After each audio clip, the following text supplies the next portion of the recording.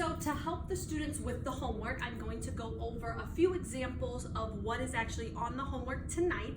So that is exit slip 1, 2 is the homework for tonight. We're actually going to redo lesson 1, 2 again. I think it's more of like a 2-day lesson.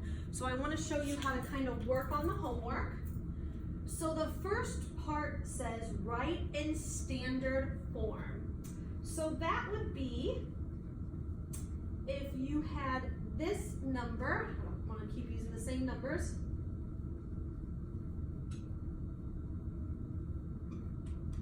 So they will give you it already in expanded form, and you now have to take it from expanded form and put it in standard form. So here we have the number 300,000, but then we also have 6,000, so now I have 306,805. So you want to make sure when you say it, okay, yes, my 3 is in the 300,000 spot. My 6 is in the thousands, my 8 is in the hundreds, and my 5 is in the ones. So you want to make sure that when you go back and redo it, that it equals out to be the same thing.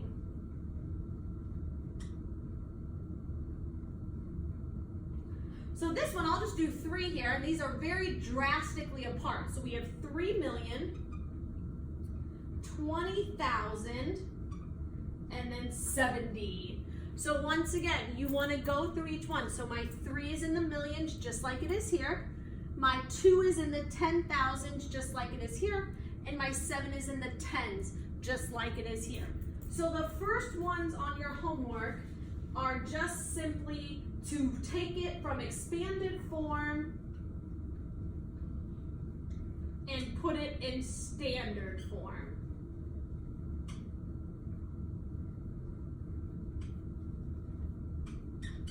So 40,000, but then we have 2,000. So 42,000, that would take care of those two numbers. 600, so that 6 is in my hundreds, 9 is in my tens, and the 5 is in my ones. So that is how you do the first problem. The second one is now you will be writing it in standard form, but it is now giving you the exponential notation version of it. Okay, so this way is a tad bit trickier, and how I told the students in class is I told them to actually work it out. So I'll show you what I mean.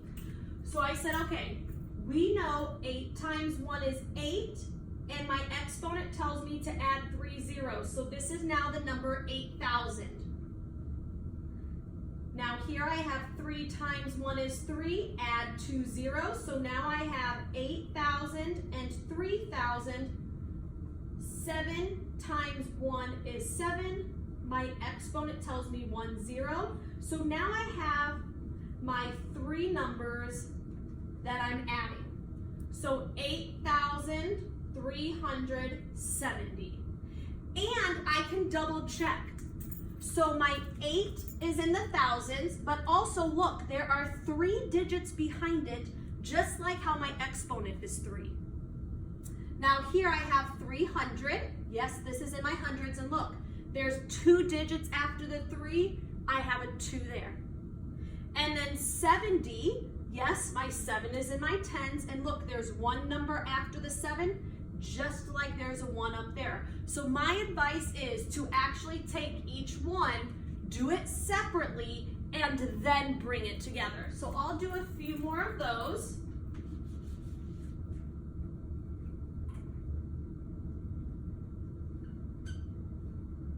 And I'll kind of make it, maybe it might even be easier if the students see it maybe lined up like this.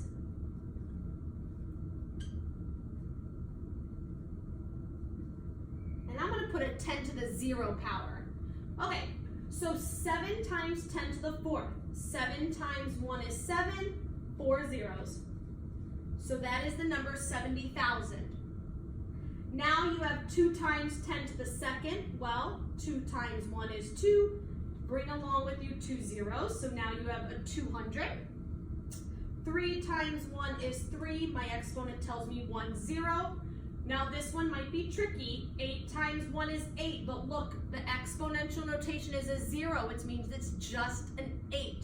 So now I can easily see that my number is 70,238. Some of the students are able to look at it on here and go straight to here. Some students need to do this. So once again, check 7, and then look, there's 4 digits after it, just like my exponential notation. Here, 2, and look, there's 2 numbers under it. 3, there's 1 digit, and then 8 is at the very end. There's no digits after it. So let me try one more like that.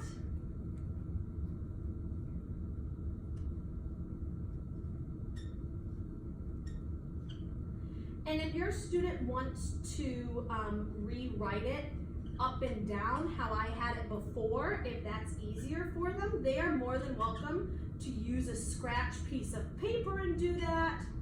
They are more than welcome to do whatever they need to make sure that they can work it out. Okay, so 5 times 1 is 5, and then I need 4 zeros. So that's the number 50,000. 9 times 1 is 9. Bring with me 3 zeros, so that's 9,000. 3 times 1 is 3. This time my exponential notation is 1, so I'm just bringing 1 0. And now I have 4 times 1 is 4, and look, no zeros. So now I can clearly see the numbers that I'm working with. 50,000 and then 9,000. I have nothing in my hundreds, but then I do have something in my tens, and I do have something in my ones. Once again, double check, you guys. 5, and then you should have 4 numbers after it. 9, you should have 3 numbers after it. 3, you should have 1 number after it, and 4, you should have no numbers after it. Now the last one, they can write the number in expanded form however they want. We learned multiple ways of how to write it in expanded form, so they could have chosen any of these ways that I showed you before. They could have done the standard form, and I'll zoom in. They could just do adding. They could do it with exponents, or they could do it the multiplying way. So I'll show you the 3 different ways.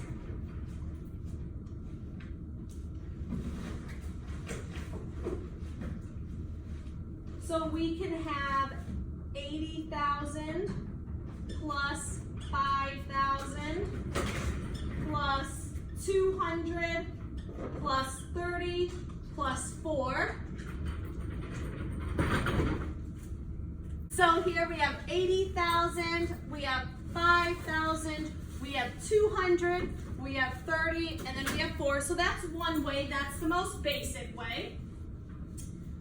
The multiplying way is when you take your number times the place value. So my 8 is in the 10,000s. So I'm going to do 8 times 10,000 plus my 5 is in the thousands. So I'm going to do 5 times 1,000. This is probably one of the harder way for the kids. 2 times 100 because my 2 is in the hundreds. This time, my 3 is in the 10s, so 3 times 10 is 30. And then my 4 is in the 1s. So that is how you would work that out. 8 times 10,000 because it's in the 10,000s. 5 times 1,000 because my 5 is in the thousands. 2 times 100 because my 2 is in the hundreds. 3 times 10 because my 3 is in the 10. And then 4 times 1 because my 4 is in the 1s. Or if they want to do exponential notation, they can do that as well. They might want to use this to help them write it, exponential notation. Because for this, it would be 8 times 10 to the 1, 2, 3, 4, 4th power. So that's the exact same thing. Now, you could look at this 8 and say, okay, 1, 2, 3, 4, and that tells you a 4. However you want to look at it. So now I'm going to look at this 5. 5 times 10 to the 3rd power, because look, I have 3 zeros, or I have 3 numbers after my 5, plus 2 times 10 to the second, because if you look here, look, there's 2 zeros and there's 2 zeros here, or there's 2 numbers after my 2, plus 3 times 10 to the 1 power, because if you look, there's only 1 0 here, so I only have a 1 here, plus 4 times 10 to the 0 power, because if you look here, there are no zeros in the number 4. So the exponential notation, these are probably the 2 harder ones. The multiplying way, which is just the place value, and then the exponential notation. So the students can choose any of those 3 ways.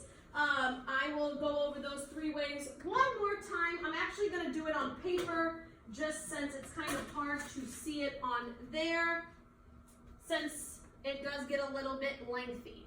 So I'm going to choose the number, I'm going to make it kind of big, and I'll choose 8.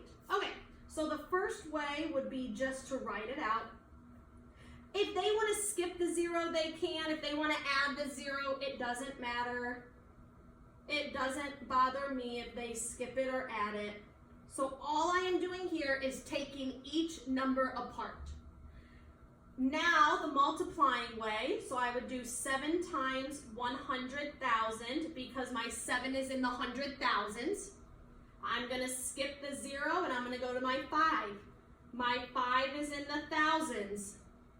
So I'm putting 5 times 1,000 plus 2 times 100 because my 2 is in the hundreds, plus 3 times 10 because my 3 is in the tens, plus 8 times 1 because my 8 is in the ones. So far we've done it 2 different ways, adding and then the multiplying.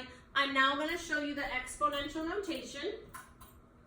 7 times 10, and I'm going to count my zeros, 1, 2, 3, 4, 5 to the 5th power,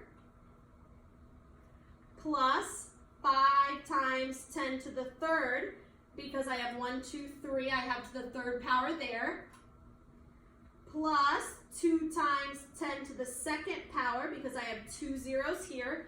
And remember, you can also look up here. So there are 5 digits after the 7. There are 3 digits after my 5. There's 2 digits after my 2. 3 times 10 to the 1 power, because I only have 1 0 here.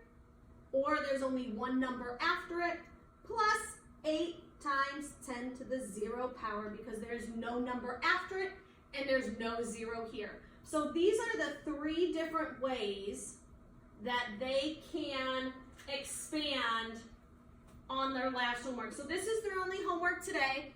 So they are writing it in standard form, writing it in standard form, and expanding it. It's just 3 simple questions. Usually I do this in class. However, this was such a, this lesson was a lot.